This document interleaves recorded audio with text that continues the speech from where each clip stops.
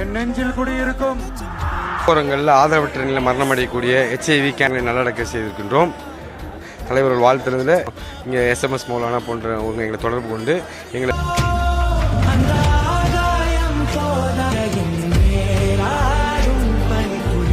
நேற்று டிவிகே தலைவர் விஜய் அவர்கள் மாமல்லபுரத்துல இஃப்தாருக்கு முஸ்லிம்ஸ் கூட கலந்துக்கிட்டு அந்த நோன்பு திறக்கிறது செஞ்சாரு. இது என்னடா எல்லா கட்சியும் பண்றது தானடா அப்படிங்கிற மாதிரி பார்த்தோம்னா, மற்ற கட்சிகள் பண்றதெல்லாம் பார்த்தோம்னா ஒரு விளம்பரத்துக்கு ஒரு அந்த மாதிரி ஒரு பாணியில அப்படிங்கிற மாதிரிதான் ஒரு ஸ்டேஜ் போட்டு இது போட்டு டேபிள் போட்டு அந்த மாதிரி இருக்க மாதிரி தான் இருந்துச்சு. பட் விஜய் அவர்கள் பண்ணும்போது மட்டும் எப்படி இருக்குன்னா, அவர் மக்களோட மக்களா கலந்து இன்னொரு பொதுமக்கள் அங்க இருந்தா எப்படி இருக்குமோ அந்த அளவுக்கு அப்படிதான் அந்த இதே இருக்கு. சிம்பிளா அந்த மாதிரி மக்களோட மக்களா கலந்து அங்க இருந்தா எப்படி இருக்குமோ அந்த அளவுக்கு அது ரியாலிட்டியா அப்படி இருக்கு. அதனாலதான் அது ஒரு ஸ்பெஷலாவே தெரியுது. இன்னொரு விஷயம் ஆதரவற்ற பாடிஸ் எல்லாம் கிடைக்கும்ல, HIV-ஆல அஃபெக்ட் ஆனது இல்ல ஏதோ ஒண்ணு அனாதை பணங்கள் இந்த மாதிரி எல்லாம் இருக்கும்ல. சோ அதையெல்லாம் அடக்கம் பண்றவங்க நீங்க பண்றதெல்லாம் ரொம்பவே நல்ல விஷயம். அதனால இன்னும் நிறைய பண்ணுங்க அப்படிங்கிற மாதிரி ஒரு விஷயம் அங்க பண்ணியிருக்காரு. இன்னொரு விஷயம், இந்த கூட்டணியா கூட்டணியா கூட்டணியா அப்படின்னு கேட்டதுக்கு எந்த இடத்துல பதில் சொல்லணுமோ அந்த இடத்துல அங்க காமனா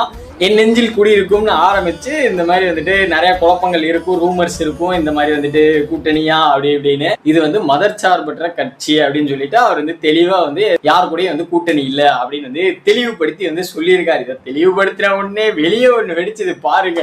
ஆளாளுக்கு சப்போர்ட் பண்ணிட்டு இருந்தவங்க எல்லாம் அப்போசா திரும்பிட்டாங்க. அந்த மாதிரி ஒண்ணு கிளப்பி விட்டாரு. ஸோ இந்த சம்பவங்களை பத்தி நீங்க என்ன நினைக்கிறீங்க? கமெண்ட்ல சொல்லுங்க.